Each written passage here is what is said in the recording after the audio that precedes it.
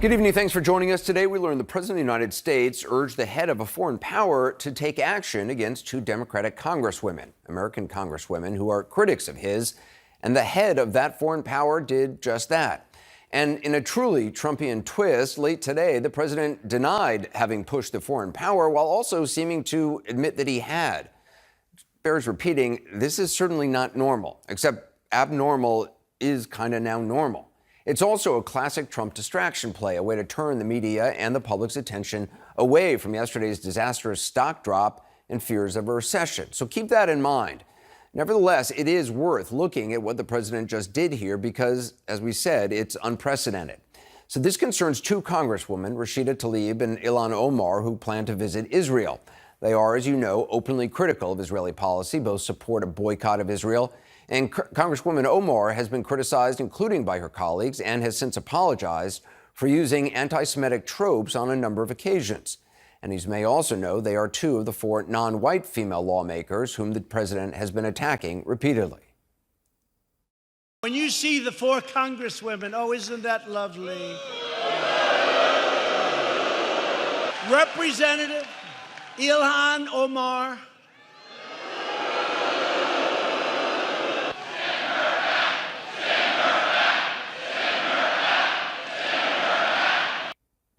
Send her back, which is a racist nativist chant that's been used at one time or another in America against just about every minority group in America.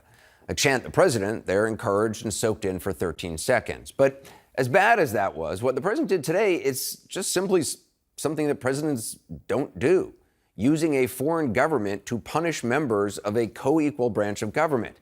I mean, the other way to look at it, which is equally disturbing, is that the president got a foreign country, a close ally of America's, to help him hurt some of his American political opponents, elected members of Congress.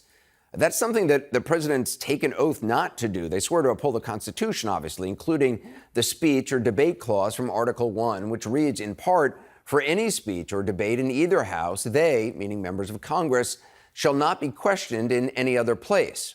The clause, and I'm quoting now from a legal analysis done by the Congressional Research Service, serves, quote, principally to protect the independence and integrity of the legislative branch by protecting against executive or judicial intrusions into the protective legislative sphere, but also to bar judicial or executive processes that may constitute a distraction or disruption to a member's representative or legislative role.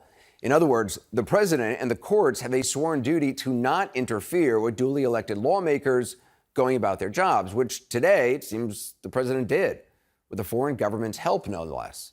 This morning, White House Press Secretary Stephanie Grisham called reports that the president had been pushing Netanyahu to bar the two's visit inaccurate, she said. And then shortly after, the president tweeted this, quote, it would show great weakness if Israel allowed Representative Omar and Representative Tlaib to visit. They hate Israel and all Jewish people, and there's nothing that can be done, that can be said or done to change their minds.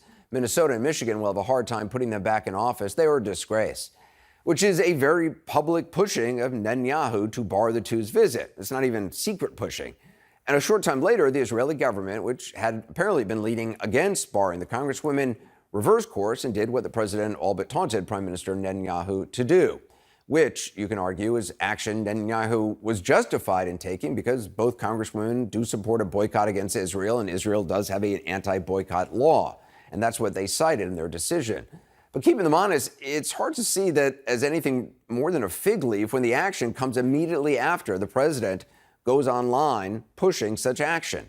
And according to reporting in Axios and the New York Times, he's been at it for some time, since at least last week.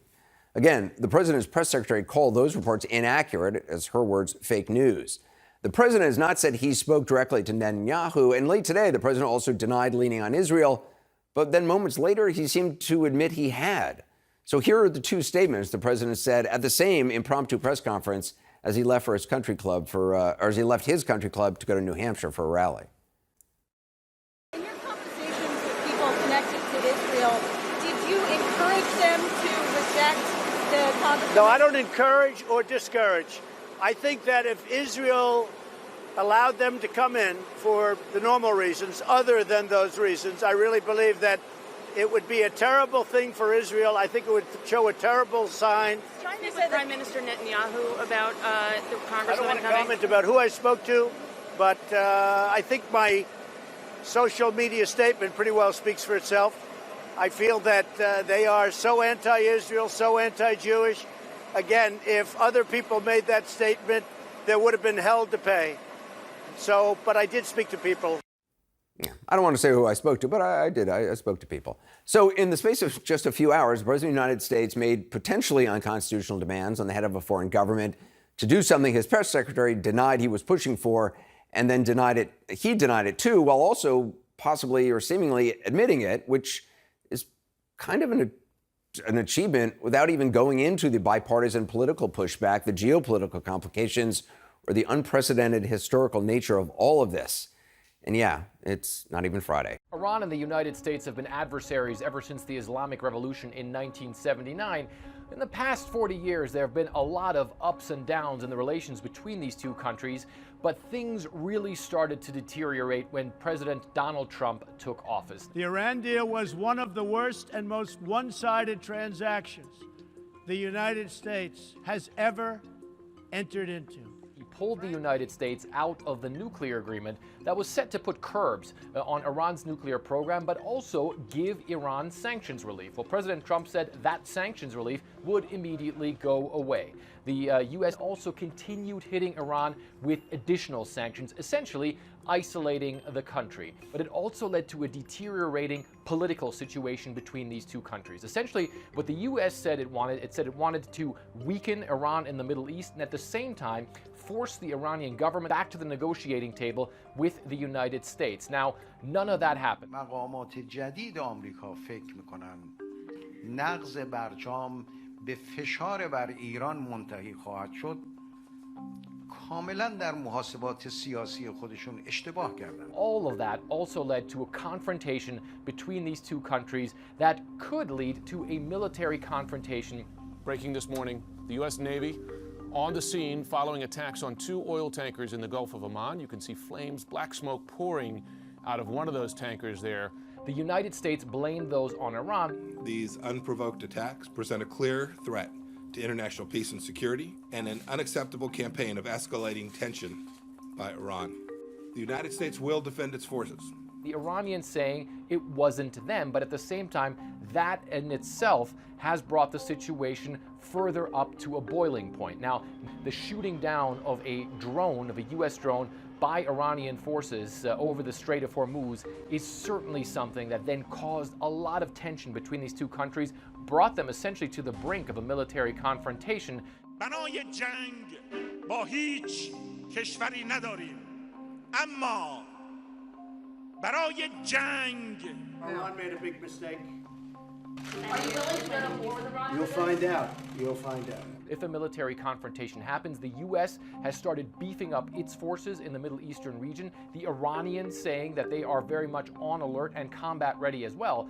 And the underlying problem between these two nations certainly is not something that is going away.